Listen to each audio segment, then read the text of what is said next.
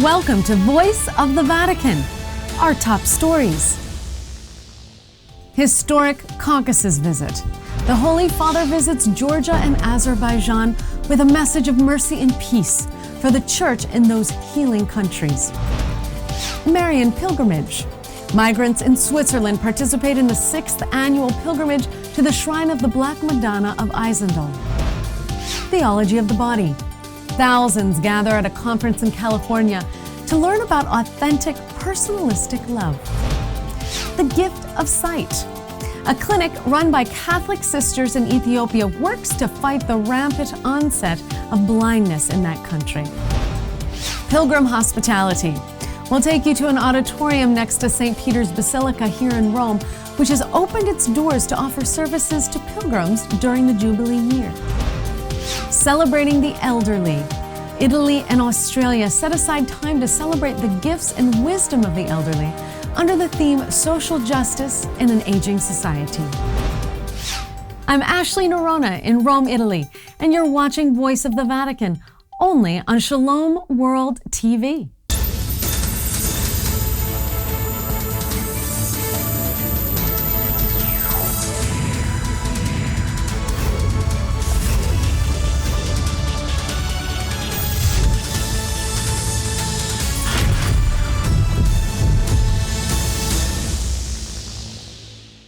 The Holy Father is in Georgia, sharing a message of peace with the Catholic Church, which makes up only about 1% of that country of 4.5 million. The Church in Georgia consists of the Latin, Armenian Catholic, and the Chaldean Assyrian Catholic rites. Voice of the Vatican spoke to Ella Stefanian of the Diocese of Tbilisi of the Assyrian Chaldean Catholic Mission in Georgia for more on the impact of the Holy Father's visit and about the Catholic population in that country. The Catholic Church in Georgia is just 2% of the whole population. Population is about 5 million people, and 2%, you can imagine. But it is a very rich reality, just by the richness of so many rites in such a small place. The Holy Father met with the Assyrian Chaldean community and in an ecumenical gesture with the Catholicos, or leader of the Orthodox Church in Georgia, Patriarch Elias II. He also met with charity workers at an aid center run by the Catholic Chameleon Order and members of the communities they serve. The Patriarch of Babylon came from Iraq, along with some bishops, faithful, and priests to meet with the Holy Father, representing the persecuted Christians in the Middle East. I think that's very important because that will be also the sign of, first, Holy Father's sign of his support for suffering Christians, persecuted Christians in the Middle East. And since he can't go there, they are coming to him to receive that grace and to receive that strength, to be strengthened by that. While Georgia heals from the pain of the war of 2008, the Holy Father's presence is expected to make a great impact on healing those wounds. I think his presence will be this incentive for peace. But I also believe that real peace comes from faith, and he is as a person of the Vicar of Christ. That's his first mission. The Holy Father also visited the Patriarchal Cathedral in the ancient city of Meseka, the first-century birthplace of Christianity in the country. The Holy Father will pass the holy doors in Georgia, which are very particular because they don't lead to any church. For some reason, it was not possible to build a church in that place. And the only thing that was possible to do is to put the door, which is holy doors. So he will pass through those doors as a sign of that, the fact that the mercy of God can go through is not stopped by walls, let's say. So it can, God is looking for us, God is searching for us, God is waiting for us, for our conversion, for our coming to Him, even if we are building the walls inside of us. And the same, I think, stands for walls in relationship between nations or between Christian denominations, between Catholics and Orthodox, and that will be also hope for this visit, is to bring that peace and to understand that we share we share Christ. On October 2nd, the Pope will travel to Baku, the capital of Azerbaijan, and celebrate Mass at the Salesian Center and have lunch with the Salesian community. In the afternoon, he will pay a courtesy visit to President Ilham Aliyev and government officials, where he's expected to bring up the conflict over Nagorno-Karabakh. The Pope will then have a private meeting with the Sheikh of the Muslims of the Caucasus in the Haydar Aliyev Mosque, and also meet the Orthodox Bishop of Baku and the president of the Jewish community before returning to Rome. 16 years ago, when John Paul II came, it was before the Jubilee year, like a few days before the Jubilee year. And now, 16 years after, when Pope Francis is coming, it's a Jubilee year again. So I see it in that some sign of God's special grace for Georgia. 350 pilgrims in Switzerland participated in the 6th annual pilgrimage to the Benedictine monastery of the Black Madonna of Einsiedeln, located about 20 miles southeast of Zurich. The statue once belonged to Saint Meinrad, who lived there in the 9th century. Many miracles have been attributed to the prayerful intercession of Our Lady there, and it's said that during the Middle Ages, about 50,000 pilgrims would visit each year. The pilgrimage was organized by Migrants, a service for migrants under the auspices of the Swiss Bishops' Conference. The group together passed through the holy door of the abbey and participated in the Way of the Cross, punctuated by songs of praise from various African nations. We too join the pilgrims in prayer for the loving protection of the Blessed Virgin Mary through the intercession of Our Lady of Einsiedeln. The teachings of Pope St. John Paul II's Theology of the Body were celebrated in Southern California this week, when crowds filled the Ontario Convention Center to learn more from the Theology of the Body Institute. Damon Owens, Theology of the Body Congress chair, welcomed the nearly 1,000 attendees.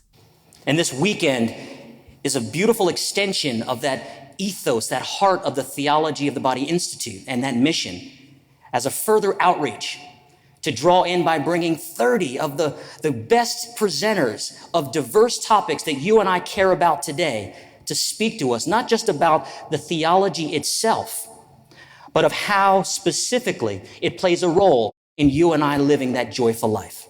The theme was Love, Mercy, and the Gift of the Family, and speakers included Sister Regina Gorman, Archbishop Salvatore Cordileone of San Francisco, and Christopher West, author of Theology of the Body for Beginners. Pope St. John Paul II's Theology of the Body was the first major teaching of his pontificate, made up of a series of 129 lectures he gave during Wednesday audiences between 1979 and 84. The addresses reflected on what it means for the human person to be created in the image and likeness of God, how the body speaks a language of its own, about authentic love and marriage and sexuality going all the way back to the beginning of the creation account in Genesis. It's a new personalistic approach of an integrated vision of the human person, where the body has a purpose and meaning with visible and invisible dimensions. It also sought to respond to certain distorted ideas and attitudes fundamental to the sexual revolution, which had led to objectification or a loss of understanding of the intrinsic personal meaning of human sexuality. The goal of the Theology of the Body Institute and conferences like these is to reignite the true and authentic understanding of the fundamental aspects of the human person. The conference was broadcast live on Shalom World TV. In the Tigray region of Ethiopia, each morning people of all ages line up for eye examinations at the St. Louise Eye Clinic in Mekelle. The clinic is run by the Daughters of Charity and aims to give the gift of sight. Sister Hiwat, director of the clinic, has partnered with Proyecto Vision, a Spanish organization that rotates 8 volunteer teams of ophthalmologists every 4 weeks. The leading cause of blindness in Ethiopia is cataracts, and 80% of St. Louis Clinic patients come for the chance to receive this life-changing surgery. Ethiopia has the highest rate of blindness and impaired vision in Africa, and 80% of that number is believed to be preventable or curable. Glasses are also very difficult to find since none are manufactured in the country. But statistically, there are more Ethiopian eye surgeons in Washington, D.C. than in Ethiopia. This leaves the population extremely underserved, sometimes with only 1 or 2 surgeons for 4 million people. The St. Louise Clinic and the Daughters of Charity engage in outreach programs in rural villages and in local schools, offering screenings and eye care education. And last year, over 8,000 students received screening, eye care, and learned of the importance of vitamin A, nutrition, face washing, and sanitation. In addition, the sisters have also opened schools for children who've become blind. Through this outreach, the sisters are living examples of Luke 4:18, to preach the gospel to the poor, proclaim release to the captives and recovery of sight to the blind, to set the oppressed free. If you'll be heading to Rome during the final 50 days of the Jubilee of Mercy, you may wonder how to plan your time in the Eternal City. The Auditorium Conciliazione on the Via della Conciliazione, located a 5-minute walk from St. Peter's Basilica, has opened its doors to welcome pilgrims this year, to try to help them get the most out of their time in the Eternal City. Voice of the Vatican spoke to Valerio Tognolo, the administrative delegate of the auditorium, for more on this special service for pilgrims. The Jubilee is a great opportunity for the city and for us, since we're located so close to the Vatican, to offer hospitality to pilgrims, not in a commercial way, but as a social service. This is an auditorium, and we have shows at night, but during the day we have opened our doors for pilgrims who come to Rome to get information about the Jubilee, its events in the city, to help them design their pilgrimage experience. Since our faculty is right next to the Jubilee Pilgrim Path, leading to St. Peter's Basilica, we wanted to offer help. If you're visiting Rome, I invite you to stop by for help with your Jubilee experience. The word pilgrim, derived from the Latin peregrinum, conveys the idea of retreating back from the regular pattern of life to visit sites of spiritual importance in order to draw closer to God through prayer and penance. The city of Rome, where Saints Peter and Paul were martyred, is one of the most important pilgrimage sites for Christians. Coming up next, we'll go up close with best-selling author Dr. Kathy Greenberg, who will reveal the secrets to attaining happiness in the midst of life's travails. And we'll see the edifying power of music in action with John Bauer, a husband, father, worship artist, songwriter, teacher, and follower of Christ, who's lending his musical talents to glorify God. And we'll see how the beloved Italian Saint Padre Pio, a mystic bearing the 5 wounds of Christ, was celebrated for his feast day in Rome and even across the sea in Boston. Media is powerful. It can change a culture. It can change a whole generation. It can impact the entire globe. 2 years ago, Shalom World TV was a dream. Today, it's a reality. A commercial-free, high-definition television network broadcasting from the United States of America, reaching 375 million English-speaking people around the globe. We want to reach to the ends of the earth. Throughout the year, Shalom missionaries work day and night to accomplish this mission, to produce programs that evangelize the culture. What is wrong with contraception? Tonight on Seekers. I can make time for you.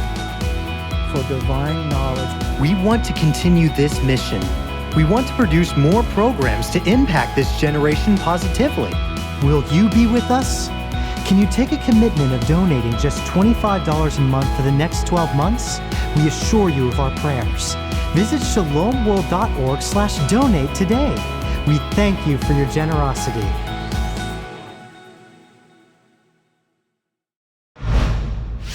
And now, more headline news. On October 2nd, Italians are celebrating Grandparents' Day.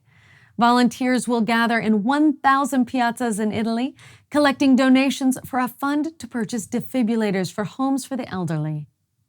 A special soccer match was held with a team of older athletes playing against retired soccer players of the Roma-Lazio teams, showing the importance of sport for people of all ages. In Australia, an initiative of the Council for Social Justice and the Australian Bishops' Conference also hosted a similar campaign called A Place at the Table, Social Justice in an Aging Society. The president of the Australian Catholic Bishops' Conference said the most vulnerable members of society should be protected from the experience of poverty, isolation, abuse, or any circumstances in which they're considered a burden to the family or society. A statement which was sent to parishes, Catholic schools and universities, religious congregations and associations, invited the entire Catholic community, as well as politicians, citizens young and old, to favor an approach toward the elderly based on mercy and love, in which each person can take their rightful place at the table.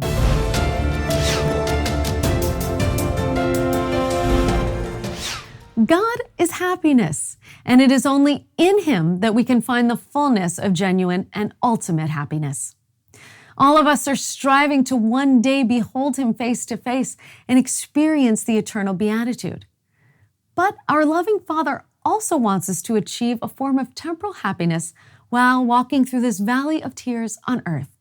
Voice of the Vatican spoke to best-selling author Dr. Kathy Greenberg, who's written a series of books on happiness, including What Happy People Know, and has even been dubbed the First Lady of Happiness. To find out how she went from a glass half empty to half full mentality. Happiness is a formula. It's 50% what we would call our makeup, just how we are. Some people call that genetics. But the reality is the other 50% is very workable. 40% of it is actions of behavior, attitude, and body. What are you doing? Who are you doing it with? Are you eating? Are you eating well? Are you sleeping? Are you resting well? And are you exercising well and having relationships with people who make you feel well? The other 10%, simple. It's circumstances, and they will change. So the 40% make up all that you need to be the happiest you need to be. I remember I'm in control of that. It's my actions, my choices, my behaviors, and my responses to things that make a difference. Mother Teresa has always been an icon of mine because, unlike most people, what I enjoy most about her is her love and compassion for those who are suffering.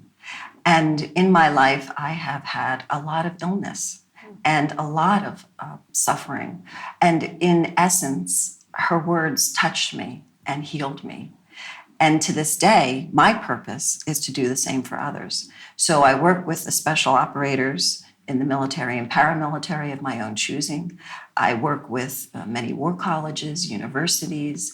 I work with many organizations, and I try to donate as much of my time as I can in an effort to help our elite warriors help others and serve them while they're serving us. It's written 365 times in Scripture to be not afraid. Yet being a fearless leader can be more difficult than it sounds. But Kathy says it's possible for all. You truly become fearless, and fearless equals freedom. You have the spirit, the mind, and the body working together, and the talents and skills and experiences that you've had in life combine and create brilliance, emotional brilliance. And we build on that through what we call the art of fearless leading. And that's ARTE. We do cheat a little bit on the spelling. It's act with inspiring courage. Respond with resilience. Think from a higher consciousness and engage with a mindset for success. And when we do that, we combine all the wonderful things in our world that make us human. And becoming human is what we're intended to do all the time. Always grow, always be a better leader, a better human being, a better parent, a better partner, a better person. When Pope Francis came to Philadelphia, there were posters everywhere saying, choose freedom, choose happiness, choose courage.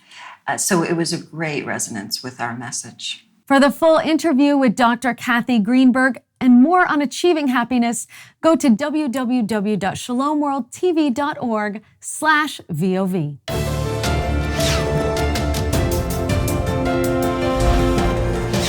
Music.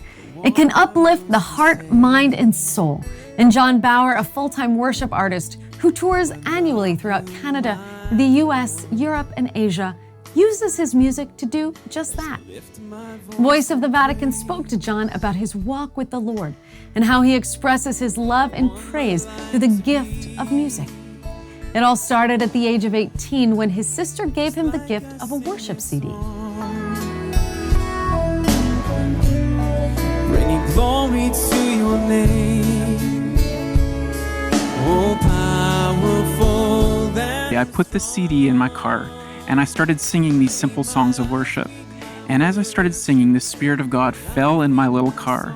And I remember feeling the presence of the Holy Spirit so thick as I sang songs to Jesus that day. And as a tear streamed down my face, I just sensed Jesus whisper that day, John, just as you were being led in worship right now in your little car, I have something like this for you to do in the coming days to lead others to me and to my heart. I've found as I've ministered around the world that music transcends borders, it transcends languages. It's something that connects our heart to the heart of God, even if we sometimes don't even understand some of the words that are being sung or prayed or said. The Spirit of God rests in some of these songs. To John, being a worship artist means ministering at all times. Jesus whispered to my heart many years ago that, if I'm to be a worship leader on the stage, I must be a worship leader off the stage. And I am far from perfect. My wife and kids can attest this daily, but each day I'm striving to become more like Jesus, not just on the stage when I lead others, but off of the stage as a husband, as a father, as someone driving my car down the street, walking down the street, looking for ways and opportunities to represent Jesus to those in need. Bauer has released 6 independent projects that have sold more than 50,000 cumulative copies. Many of John's songs are based on real-life experiences, and his song, Great Is Your Faithfulness, recalls a time when he was asking for healing from deep anxiety.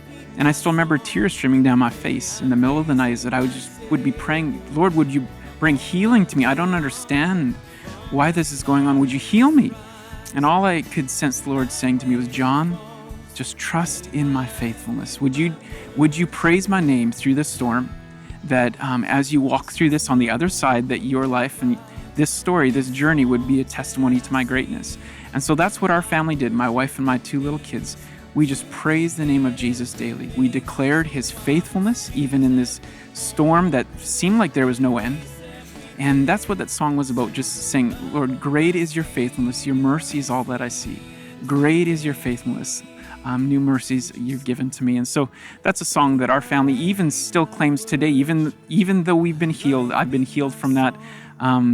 Again, it's something I think many of us need to do on a daily basis, just saying, Lord, great is your faithfulness, even in the midst of the storm that I'm facing. I think as I've shared my struggles in life, from, trusting in God's faithfulness in times of sickness or desperate need, and just saying, Lord, I don't understand why some of the things are happening like the way they're happening, but I will trust in your faithfulness in this moment.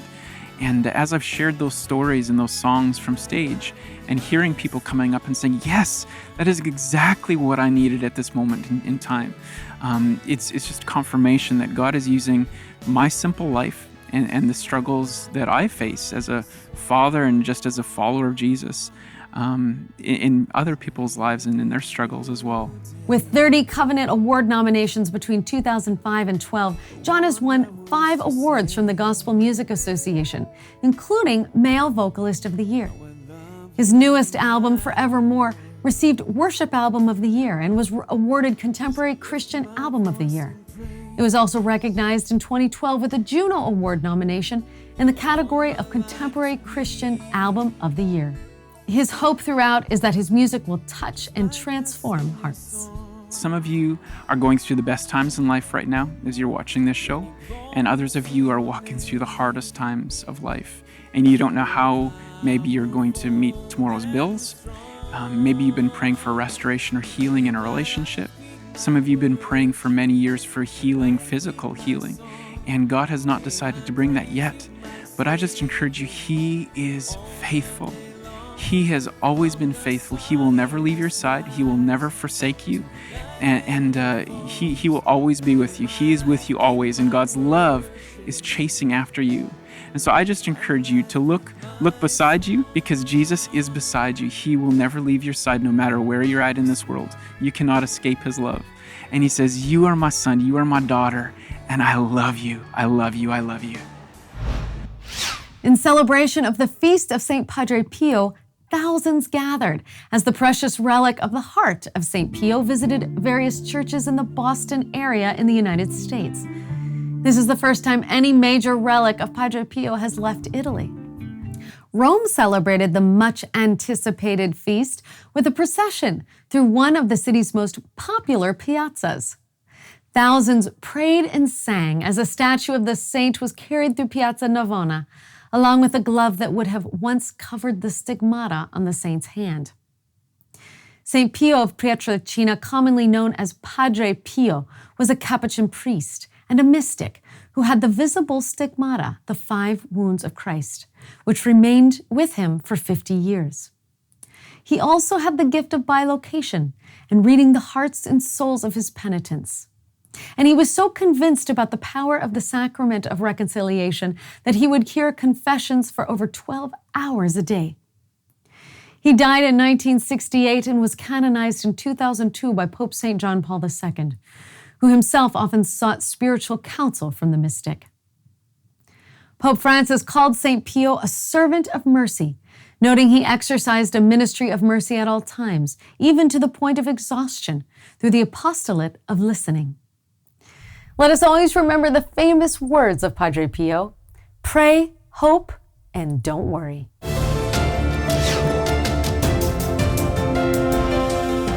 October 4th marks 1 month since the canonization of St. Teresa of Calcutta. She's been celebrated all over the world in various ways and even in unlikely ways.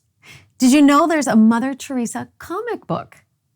Here, Shane McDonald, an archives technician at the Catholic University of America, speaks of the university's holding of special Mother Teresa memorabilia. You can see in this letter she's writing, "My dear Eileen, my second self, I just want to tell you once more how very grateful I am to God for giving me you." Eventually she asks for a favor. In this letter too, she even goes on to say, like, we've just changed houses. So she's describing just kind of changes in the order and even things that seem kind of mundane, but probably very prominent in the history of the missionaries. Mother Teresa actually, she came here in 1971. She received an honorary degree here. So there was a little bit of material at the time. She wasn't as well known then as she would later become. But this collection itself, our collections we hold, began in 1985 when one of the donors, Eileen Egan, began donating it. Her and another woman, V. Collins, who was involved as a lay volunteer with the Missionaries of Charity, they both donated this over the course of the next about 15 years in several different batches. So this comic book came out in 1983 and was a biographical comic issued by Marvel. It was unauthorized. They had done one for John Paul II, I believe the year previously. This actually, surprisingly, is a very rare comic book, and often I've actually had people ask if we have this comic because they really want to read it. They're very curious about, is it accurate, is it biographical, or does she team up with a superhero of some type? This sack of 2,000 coins was given to the co-workers of Mother Teresa in America to kind of distribute to the various volunteers, lay volunteers. These were made in 1975 by the United Nations Food and Agricultural Organization as kind of commemorative coins for the Year of the Woman. In the other parts of the collection, you do get these glimpses of other components of her life and work, both in terms of the photos we have that catalog, her from being a Loretta sister in Ireland to up into actually her funeral in 1997, to actually like the letters she's writing, kind of more printed letters, so not immediately personal, to the missionaries of charity, to the co-workers of Mother Teresa. And then, of course, there's all the press material that's, little snippets in maybe a local Indian newspaper in the 50s about her to, a full-page New York Times piece in the 80s about her opening up centers in the Bronx. So you get a full kind of portrayal of her life, not just in her own words, but in so many different other sources in this collection. All week long, you can keep up with the latest happenings in Rome on our Twitter feed. It's at Voice of Vatican. And be sure to like us on Facebook on our Voice of the Vatican page. Now keep checking our social media feeds for breaking news and information about upcoming guests and features. And we want to hear your voice too. Email your questions and stories to us at vov@shalomworld.org. I'm Ashley Navona, and on behalf of the entire staff and crew of Voice of the Vatican, I wish you a blessed week. May God bless you and your family. Saying ciao for now from the Eternal City. I'll see you next week, right here on Voice of the Vatican, only on Shalom World TV, bringing Rome to your home.